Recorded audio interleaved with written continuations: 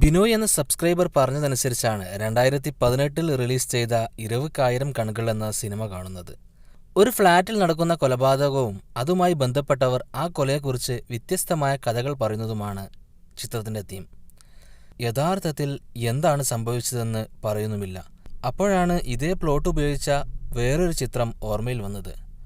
ഒരു കാട്ടിൽ നടക്കുന്ന കൊലപാതകവും അതുമായി ബന്ധപ്പെട്ടവർ ഓരോ കഥകൾ പറയുന്നതും യാഥാർത്ഥ്യം എന്താണെന്ന് പ്രേക്ഷകനെ ചിന്തിക്കാൻ വിടുന്നതുമായൊരു സിനിമ.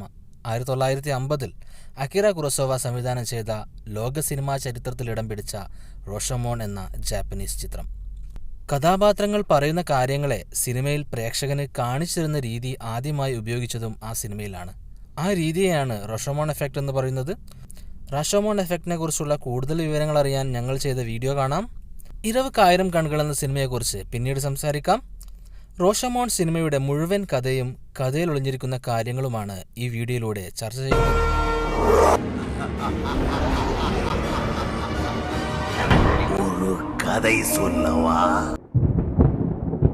കോരിച്ചൊരിയുന്ന മഴയിൽ നിന്നും രക്ഷ തേടി റാഷോമോൺ സിറ്റി ഗേറ്റിൽ അഭയം തേടിയിരിക്കുന്ന പുരോഹിതനും മരം വെട്ടുകാരിൽ നിന്നുമാണ് കഥ ആരംഭിക്കുന്നത്.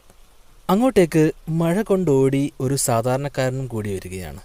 ഈ മഴ തീരും വരെ അവർ 3 പേരും സംസാരിക്കുന്ന കാര്യങ്ങളാണ് മുഴുവൻ കഥയുടെ 90%. അവസാന ഭാഗത്ത് ആ ഗേറ്റിൽ അവരെയും കാത്ത് ഒരു കാര്യം കൂടിയുണ്ട്. ഇല്ല, ഒരിക്കലും തനിക്കിത് വിശ്വസിക്കാനാവുന്നില്ല എന്നാണ് ആ മരംവെട്ടുകാരൻ പറയുന്നത്. എന്താണ് കാര്യമെന്ന് സാധാരണക്കാരൻ ചോദിക്കുന്നു. പുരോഹിതനും മരംവെട്ടുകാരനും കോടതിയിൽ നിന്നുമാണ് വരുന്നത്. സാക്ഷി പറഞ്ഞ ശേഷം അവർ കോടതിയിൽ കേട്ട വിചിത്രമായ ഒരു കേസിനെ കുറിച്ചാണ് സംസാരിക്കുന്നത്. എന്താണ് സംഭവിക്കുന്നത്, വിശദമായി പറയൂ എന്ന് ആ സാധാരണക്കാരൻ ചോദിക്കുമ്പോൾ മരം വെട്ടുകാരൻ കോടതിയിൽ പറഞ്ഞ കാര്യങ്ങൾ അവിടെ വിവരിക്കുകയാണ്. 3 ദിവസം മുമ്പ് കാട്ടിൽ മരം വെട്ടാൻ പോയ അയാൾ അവിടെ ഒരു സമുറായിയുടെ ശവശരീരം കാണുന്നു. അയാൾ കാര്യങ്ങൾ ഓടിച്ചെന്ന് അധികാരികളെ അറിയിക്കുന്നു. സമുറായി എന്ന് പറഞ്ഞാൽ പോരാളി, യോദ്ധാവ് എന്നൊക്കെയാണ് അർത്ഥം. എല്ലാവർക്കും ഏറെ പരിചിതമായൊരു വാക്കാണത്. അതുകൊണ്ട് തന്നെ നമുക്കും ഇനി സമുറായി എന്ന് തന്നെ പറയാം. അതേ ദിവസം തന്നെ ആ സമുറായിയും ഭാര്യയും ഒരു കുതിരപ്പുറത്ത് യാത്ര ചെയ്യുന്നത് കണ്ടതായി പുരോഹിതനും കോടതിയിൽ സാക്ഷി പറഞ്ഞിരുന്നു. സമുറായിയുടെ മരണത്തിൽ കോടതിയിൽ വിസ്തരിക്കുന്ന 4 പേരുടെ കഥകളാണ് ആദ്യം നാം കാണുന്നത്. ഓരോരുത്തരും പറഞ്ഞ കഥകളിലൂടെ നമുക്ക് പോകാം. കോടതിയിൽ പിടിച്ചുകൊണ്ടുവന്നിരിക്കുന്ന കുപ്രസിദ്ധനായ കൊള്ളക്കാരൻ താജോ മാരുവിന്റെ കഥയാണ് ആദ്യം. താജോ മാരു എന്ന് പറയുന്നത് ഒരു കൊടും കുറ്റവാളിയാണ്. പഴയ കാലത്ത് യാത്ര ചെയ്യുന്നവരെ പതുങ്ങിയിരുന്ന് കൊള്ളയടിക്കുന്ന രീതിയാണ് താജോ മാരുവിൻ്റേത്. അങ്ങനെ ഒരുപാട് സ്വത്ത് അയാൾ ഉണ്ടാക്കിയിട്ടുമുണ്ട്. അങ്ങനെ ഒരു കുറ്റവാളിയെയാണ് കോടതിയിലേക്ക് കൊണ്ടുവരുന്നത്. സമുറായിയുടെ വാളുകളുമായിട്ടാണ് അയാൾ പിടിയിലായത്. ഏതായാലും പിടിക്കപ്പെട്ടു, ഇനി ഞാൻ സത്യം പറയാമെന്ന് പറഞ്ഞുകൊണ്ടാണ് താജോ മാരു സംഭവങ്ങൾ വിവരിക്കുന്നത്. കാട്ടിനകത്ത് താൻ ഒളിപ്പിച്ചു വച്ചിരിക്കുന്ന വാളുകൾ വിൽക്കാമെന്ന് പറഞ്ഞ് താജോ മാരു ഭാര്യയോടൊപ്പം യാത്ര ചെയ്യുകയായിരുന്ന സമുറായിയെ കാട്ടിനകത്തേക്ക് വിളിച്ചുകൊണ്ടുപോകുന്നു.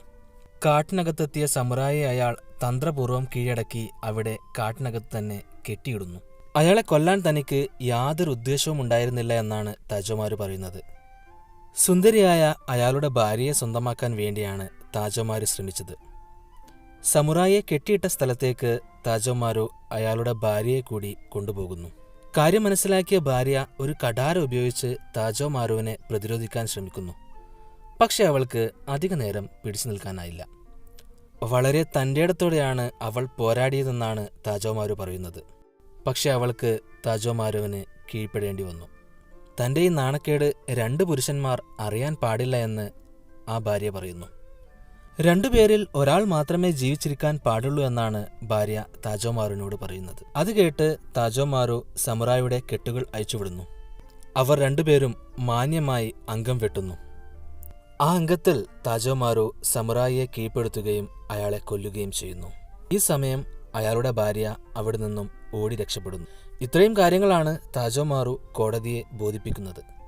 സമുറായിയുടെ ഭാര്യയുടെ വിലപിടിപ്പുള്ള ആ കഠാര എവിടെ പോയെന്നാണ് കോടതി ചോദിക്കുന്നത്. ആ കഠാരയെക്കുറിച്ചുള്ള കാര്യം താൻ മറന്നുപോയെന്നും അതിൽ ഖേദിക്കുന്നു എന്നുമാണ് താജോ മാരു പറയുന്നത്. അടുത്തതായി കോടതിയിൽ വരുന്നത് സമുറായിയുടെ ഭാര്യയാണ്. അവൾ പറയുന്ന കഥയിൽ അവൾ താജോ മാരു പറഞ്ഞ പോലെയുള്ള ഒരു സ്വഭാവത്തിൻ്റെ ഉടമയല്ല. താജോ മാരു പറഞ്ഞ പോലെയുള്ള ഒരു തൻ്റെടിയായ സ്ത്രീയല്ല. അവൾ വളരെ ഭയപ്പെട്ടും നിസ്സഹായയായും അബലയായും നിൽക്കുന്നതാണ് നാം കാണുന്നത്. അവളെ റേപ്പ് ചെയ്ത ശേഷം താജോമാരു അവിടെ നിന്നും പോകുന്നു. തന്റെ ഭാര്യയെ കൺമുന്നിൽ വെച്ചൊരു കൊള്ളക്കാരൻ റേപ്പ് ചെയ്തത് കണ്ട സമുറായി അവളെ രൂക്ഷമായി നോക്കുകയാണ്. ആ നോട്ടം അവളെ ബലഹീനയായി മാറ്റുന്നു. അവൾ സമുറായിയുടെ കെട്ടുകൾ അയച്ചുവിടുന്നു. അയാളോട് തന്നെ കൊന്നുകളയാൻ വേണ്ടി അവൾ യാചിക്കുന്നു. ഇങ്ങനെ നോക്കരുതെന്ന് അവൾ അയാളോട് പറയുന്നുണ്ട്. പക്ഷേ സമുറായി വീണ്ടും അവളെ രൂക്ഷമായി നോക്കിക്കൊണ്ടിരിക്കുകയാണ്. അവൾ കയ്യിൽ ആ കടാരി എടുക്കുന്നു. പക്ഷെ അവൾ അപ്പോൾ തന്നെ ബോധം കെട്ട് വീഴുകയാണ്. ബോധം വന്ന ശേഷം ആ കടാര സമുറായിയുടെ നെഞ്ചിൽ തറഞ്ഞു നിൽക്കുന്നതാണ് അവൾ കണ്ടത്. അവൾ അവിടെ നിന്നും ഓടി രക്ഷപ്പെട്ടെന്നും ആത്മഹത്യ ചെയ്യാൻ ശ്രമിച്ചെന്നും പക്ഷെ അവൾക്ക് സാധിച്ചില്ല എന്നുമാണ് കോടതി അറിയിക്കുന്നത്. താജോമാര പറഞ്ഞ കഥയിൽ അവർ വാളുകൊണ്ട് അംഗം വെട്ടിയാണ് സമുറായി മരിച്ചത്. പക്ഷെ ഭാര്യ പറയുന്നത് ഭാര്യയ്ക്ക് ബോധം വന്ന സമയത്ത് സമുറായിയുടെ നെഞ്ചത്ത് ആ കടാര തറച്ചിരിക്കുന്നതാണ് കണ്ടതെന്നാണ്. ഭാര്യ വളരെ ദുഃഖത്തോടെയാണ് ഈ കാര്യങ്ങളെല്ലാം തന്നെ കോടതിയെ അറിയിച്ചതും. മൂന്നാമത്തേത് ഒരു വിചിത്രമായ കഥയാണ്. പരമ്പരാഗത ജാപ്പനീസ് വിശ്വാസമനുസരിച്ചുള്ള ഒരു ചടങ്ങിലൂടെ ഒരു മന്ത്രവാദിനി സമുറായിയുടെ ആത്മാവിനെ കോടതിയിൽ കൊണ്ടുവരികയാണ്. കേരളത്തിലെ കോമരം തുള്ളുക പോലെയുള്ള ഒരു ആചാരമാണത്. ആ മന്ത്രവാദിനിയിലൂടെ സമുറായിയുടെ ആത്മാവ് കോടതിയിൽ കാര്യങ്ങൾ വിവരിക്കുകയാണ്. സമുറായി പറയുന്നത് മറ്റൊരു വ്യത്യസ്തമായ കഥയാണ്. അയാളുടെ ഭാര്യ ആ ബലാത്സംഗത്തിന് ശേഷം താജോമാരുവിന്റെ കൂടെ പോകാൻ തയ്യാറായി എന്നാണ് സമുറായി പറയുന്നത്. ഒരേ സമയം ജീവിച്ചിരിക്കുന്ന 2 പുരുഷന്മാരുടെ ഭാര്യയാകാൻ തനിക്കാകില്ല എന്ന് ആ സ്ത്രീ താജോമാരുവിനോട് പറയുന്നു. അതുകൊണ്ട് തന്നെ സമുറായിയെ കൊന്നുകളയാനാണ് അയാളുടെ ഭാര്യ താജോമാരുവിനോട് ആവശ്യപ്പെടുന്നത്. ഇത് കേട്ട് താജോമാരു പോലും ആശ്ചര്യപ്പെട്ടു പോകുന്നു. ഇങ്ങനെയുള്ളൊരു സ്ത്രീയെ താൻ തന്നെ കൊന്നുകളയാമെന്നാണ് സമുറായിയോട് താജോമാരു പറയുന്നത്.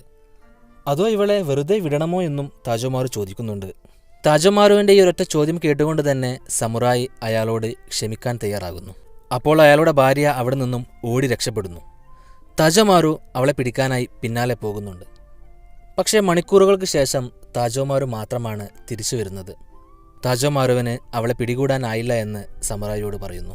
സമുറായിയുടെ കെട്ടുകൾ അയച്ചു കൊടുത്തതിന് ശേഷം താജോമാരു എങ്ങോട്ടോ പോകുന്നു. ഭാര്യയുടെ ഈ പെരുമാറ്റത്തിൽ മനം നൊന്ത് അയാൾ കുറച്ചുനേരം മുന്നോട്ട് നടക്കുകയും അയാൾ ഭാര്യയുടെ ആ കടാര ഉപയോഗിച്ചുകൊണ്ട് ആത്മഹത്യ ചെയ്യുന്നു. പിന്നീട് ആരോ വന്ന് ആ കടാര ഊരിക്കൊണ്ടുപോയെന്നും ആ മന്ത്രവാദിനിയിലൂടെ സമുറായിയുടെ ആത്മാവ് കോടതിയിൽ പറയുന്നു. കോടതിയിലെ സാക്ഷി വിസ്താരത്തിൽ ഈ 3 കഥകളും കേട്ടുകൊണ്ടാണ് മരംവെട്ടുകാരനും പുരോഹിതനും റാഷോമോൺ ഗേറ്റിലേക്ക് എത്തുന്നത്. ഈ സംഭവങ്ങളെയാണ് തനിക്ക് വിശ്വസിക്കാനാകുന്നില്ല എന്ന് മരംവെട്ടുകാരൻ പറഞ്ഞുകൊണ്ടേയിരിക്കുന്നത്. അവർ 3 പേരും പറഞ്ഞ കഥകൾ അസത്യമാണെന്നാണ് മരംവെട്ടുകാരന്റെ വാദം. ആ മരംവെട്ടുകാരൻ ശവം കണ്ട കാര്യം മാത്രമാണ് കോടതിയെ ബോധിപ്പിച്ചത്. പക്ഷേ യഥാർത്ഥത്തിൽ അങ്ങനെയായിരുന്നില്ല. കോടതി നടപടികളിൽ ഇടപെടാൻ താൽപ്പര്യമില്ലാത്ത അയാൾ സത്യം പറയാതിരുന്നതാണെന്നാണ് അവിടെ പറയുന്നത്. യഥാർത്ഥത്തിൽ അവർ 3 പേരും പറഞ്ഞതല്ല സംഭവിച്ചത്, മറ്റൊരു കാര്യമാണെന്നാണ് മരംവെട്ടുകാരൻ പറയുന്നത്. കാരണം മരം വെട്ടാനായി അയാൾ കാട്ടിൽ പോയ സമയത്ത് എല്ലാ കാര്യങ്ങളും അയാൾ നേരിൽ കണ്ടതാണെന്നാണ് പറയുന്നത്. അങ്ങനെ അയാൾ കണ്ട കാര്യം പറയാൻ തുടങ്ങി. അയാൾ പറഞ്ഞ കഥയിൽ ബലാത്സംഗത്തിന് ശേഷം താജോമാരു സമുറായിയുടെ ഭാര്യയോട് വിവാഹം ചെയ്യാൻ ആവശ്യപ്പെടുകയും തലമുറകളോളം ജീവിക്കാനുള്ള സ്വത്ത് താജോമാരുവിനുണ്ടെന്നും പറയുന്നു. അതല്ല, കൊള്ള നടത്തി ഞാനുണ്ടാക്കിയ പണത്തിൽ ജീവിക്കാൻ താല്പര്യമില്ലെങ്കിൽ നിന്നെ വിവാഹം ചെയ്താൽ മാന്യമായി ജോലി ചെയ്ത് ജീവിക്കാമെന്നും താജോമാരു പറയുന്നു.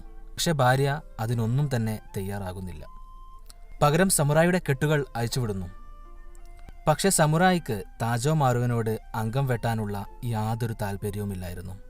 ഇങ്ങനെ മാനഭംഗപ്പെട്ട ഒരു സ്ത്രീക്ക് വേണ്ടി തന്റെ ജീവൻ പണയം വെക്കാൻ താൻ തയ്യാറല്ല എന്നാണ് സമുറായി പറയുന്നത്. യഥാർത്ഥത്തിൽ അവർ 2 പേർക്കും പരസ്പരം അംഗം ചെയ്യാനുള്ള ഒരു താല്പര്യമുണ്ടായിരുന്നില്ല. പക്ഷേ ഈ സമയത്താണ് ഭാര്യ അവരെ ചൊടിപ്പിക്കുന്നത്. ഒരു യഥാർത്ഥ പുരുഷൻ ഒരു പെണ്ണിനു വേണ്ടി അംഗം വെട്ടുന്നവരാണെന്നും നിങ്ങൾ 2 പേരും യഥാർത്ഥ പുരുഷന്മാരല്ല എന്നും ആ ഭാര്യ പറയുന്നു. ഇത് കേട്ടതിന് ശേഷമാണ് അവർ 2 പേരും മനസ്സില്ലാ മനസ്സോടെ അംഗം വെട്ടുന്നത്. വളരെ ഭയത്തോടെയാണ് 2 പേരും മുന്നേറുന്നത്. അംഗത്തിനിടയിൽ താജോമാരുവിന്റെ വാൾ ഒരു മൺകൂനയിൽ പെട്ടുപോകുന്നു. പക്ഷെ വളരെ കഷ്ടപ്പെട്ട് അയാൾ അത് തിരിച്ചെടുക്കുന്നു. അംഗം വീണ്ടും തുടരുകയാണ്. പരസ്പരം വാളുകൾ കൊണ്ട് ഏറ്റുമുട്ടിക്കൊണ്ടേയിരുന്നു. അവസാനം സമുറായിയുടെ വാൾ ഒരു മരത്തിൽ കുടുങ്ങിപ്പോകുന്നു. അത് തിരിച്ചെടുക്കാൻ അയാൾക്കാകുന്നുമില്ല. ഈ സമയം അയാൾ താജോമാരുവിനെ വളരെ ദയനീയമായി നോക്കുകയായിരുന്നു. ആ വാളുകൊണ്ട് താജോമാരു അയാളെ കുത്തിക്കൊല്ലുന്നു. താജോമാരു അംഗത്തിൽ വിജയിക്കുന്നു.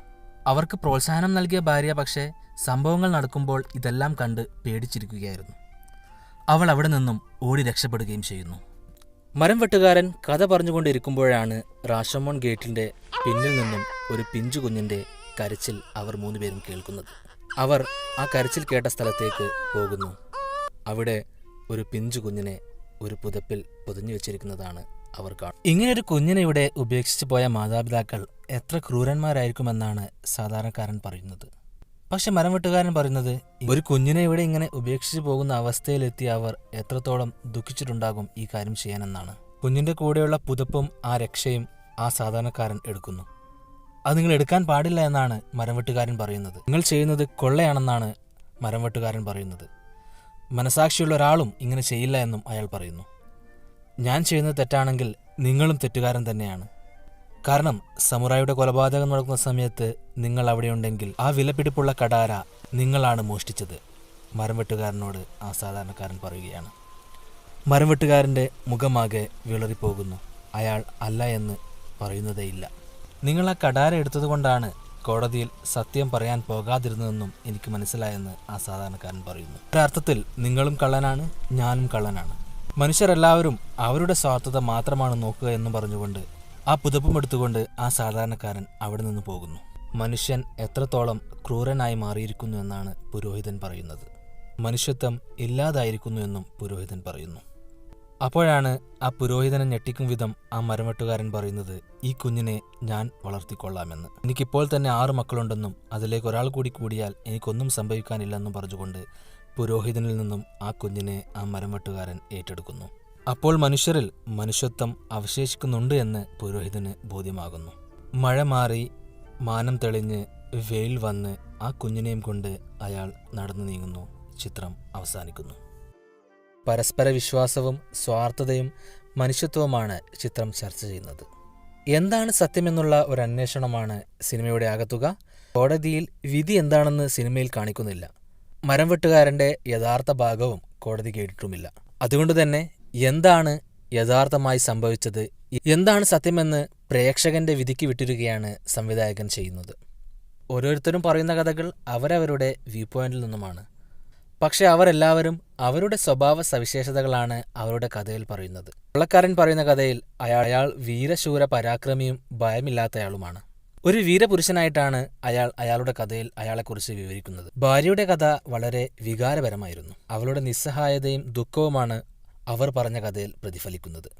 വളരെ അഭിമാനിയായ ഒരു ഭർത്താവിനെയാണ് സമുറായി പറഞ്ഞ കഥയിൽ കാണിക്കുന്നത്. മരം വെട്ടുകാരൻ പറഞ്ഞ കഥ മാത്രം കളവാണെന്ന് നമുക്ക് വ്യക്തമായി മനസ്സിലാക്കാം. അയാൾ പറയുന്ന കഥയിൽ വാളുകൊണ്ടാണ് സമുറായി മരിക്കുന്നത്. പക്ഷേ ആ കടാര മോഷ്ടിച്ചത് അയാളാകുമ്പോൾ കടാര കൊണ്ടായിരിക്കാം അയാൾ മരിച്ചതെന്ന് ആ കഥയിൽ നിന്നും നമുക്ക് വ്യക്തമാക്കാം. ഈ സിനിമയിൽ കളവാണെന്ന് തെളിയിക്കപ്പെട്ട ഏക കഥയും അതുതന്നെയാണ്. സത്യത്തിൽ എന്താണ് സംഭവിച്ചത്? പുരോഹിതനും മരംവെട്ടുകാരനും പറയുന്ന സംഭവങ്ങൾ മാത്രമാണ് നാം കേൾക്കുന്നതും കാണുന്നതും. ഏത് കഥയാണ് ശരിയായ സംഭവം? ഏത് ആയുധം ഉപയോഗിച്ചാണ് അവിടെ കൊല നടന്നത്? വാളാണോ അതോ കടാരയാണോ? 2 കഥകളിൽ വാളാണ്. താജോ മാറുവിൻ്റെയും മരംവെട്ടുകാരൻ്റെയും കഥകളിലാണത്. സമുറായിയുടെയും ഭാര്യയുടെയും കഥകളിൽ അത് കടാരയുമാണ്. മരംവെട്ടുകാരൻ പറയുന്ന കഥയിൽ കടാര ഉപയോഗിച്ചതും കൂടി കണക്കാക്കിയാൽ അതായിരിക്കാം ഏറ്റവും സത്യത്തോട് അടുത്തു നിൽക്കുന്നത്. പ്രേക്ഷകർക്കും ആ കഥയാണ് സത്യമായി തോന്നുകയും ചെയ്യുക. പക്ഷേ മറ്റു കഥകളൊന്നും തന്നെ കളവാണെന്ന് കണ്ടെത്താനും നമുക്ക് സാധിക്കില്ല. ഓരോരുത്തരും അവരുടെ വ്യൂ പോയിന്റിൽ നിന്നും അവർക്ക് ശരിയായി തോന്നിയത് എന്താണോ അതാണ് അവർ പറയുന്നത്. എല്ലാവരും അവരുടെ കഥയിൽ സ്വയം ന്യായീകരിക്കുന്നതും നമുക്ക് കാണാം. ഓരോ സന്ദർഭങ്ങളിലാണ് മനുഷ്യൻ തെറ്റും ശരിയും തീരുമാനിക്കുന്നത്.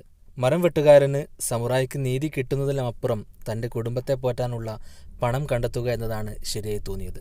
പക്ഷേ ആ കുഞ്ഞിനെ അവിടെ ഉപേക്ഷിച്ച് പോകുന്നത് ശരിയല്ല എന്നും അയാൾക്കറിയാം. മനുഷ്യൻ തൻ്റെ കാര്യങ്ങളെത്തുമ്പോൾ സ്വാർത്ഥനായി മാറുകയാണെങ്കിലും ചില സമയത്ത് മനുഷ്യൻ ദയ കാണിക്കുകയും ചെയ്യും. അക്കാലത്ത് ഇങ്ങനൊരു സിനിമയുടെ മനുഷ്യരാശിയോട് ഒരു ചോദ്യം തന്നെയാണ് അക്കിറ കുറോസാവ ചോദിക്കുന്നത്. കാട്ടിലാകെ അവശേഷിക്കുന്നത് ഒരു മുറിവേറ്റ ശവശരീരവും കുറച്ച് കയർ കഷ്ണങ്ങളും സമുറായിയുടെ ഭാര്യയുടെ തൊപ്പിയും മാത്രമാണ്. ബാക്കിയെല്ലാം 4 പേരും പറഞ്ഞ കഥകളിൽ നിന്നുമാണ് നമുക്ക് മനസ്സിലാകുന്നത്. 4 പേരും പറയുന്നത് വ്യത്യസ്ത കഥകളായതുകൊണ്ട് തന്നെ ഏതെങ്കിലും ഒരാൾ പറഞ്ഞത് മാത്രം സത്യമാകാനാണ് സാധ്യത. അല്ലെങ്കിൽ 4 പേരും പറഞ്ഞത് കളവായിരിക്കാം, യഥാർത്ഥത്തിൽ സംഭവിച്ചത് മറ്റെന്തോ ആയിരിക്കാം. ചിലപ്പോൾ മരം വെട്ടുകാരൻ പറഞ്ഞതെല്ലാം തന്നെ ശരിയായിരിക്കാം. അവിടെ ഉപേക്ഷിക്കപ്പെട്ട രത്നം പതിച്ച ആ കഠാര അയാൾ എടുത്തതുമായിരിക്കാം. കോടതിയിൽ എല്ലാ ചോദ്യങ്ങൾക്കും ഉത്തരം കിട്ടേണ്ടതുണ്ട്. ആ കഠാര എവിടെ പോയി എന്നാണ് കോടതിയുടെ ചോദ്യം. അതിനുത്തരം നൽകാൻ വേണ്ടിയായിരിക്കാം മന്ത്രവാദിയുണ്ടാക്കിയ കഥയിൽ ആ കഠാര മറ്റാരോ വലിച്ചൂരി കൊണ്ടുപോയി എന്ന് പറയുന്നു. അവിടെ യഥാർത്ഥത്തിൽ വന്നിരിക്കുന്നത് സമുറായിയുടെ ആത്മാവാണെങ്കിൽ, കഠാര വലിച്ചു കൊണ്ടുപോയത് മരം വെട്ടുകാരനാണെങ്കിൽ, ആ കോടതിയിൽ തന്നെ ഇരിക്കുന്ന മരം വെട്ടുകാരനെ ആത്മാവ് തിരിച്ചറിയേണ്ടതുണ്ട്. പക്ഷെ അങ്ങനെ ഒരു സംഭവം സിനിമയിലില്ല. ഭൂരിപക്ഷം ആൾക്കാരും വിശ്വസിക്കുന്നത് മരം വെട്ടുകാരന്റെ കഥയാണ്. നിങ്ങൾക്ക് തോന്നിയ കഥയിലെ യഥാർത്ഥ സംഭവം എന്തായിരിക്കുമെന്ന് കമന്റ് ചെയ്യുമല്ലോ. കൂടുതൽ സിനിമാ വിശേഷങ്ങളുമായി വീണ്ടും വരാം. പീസ്.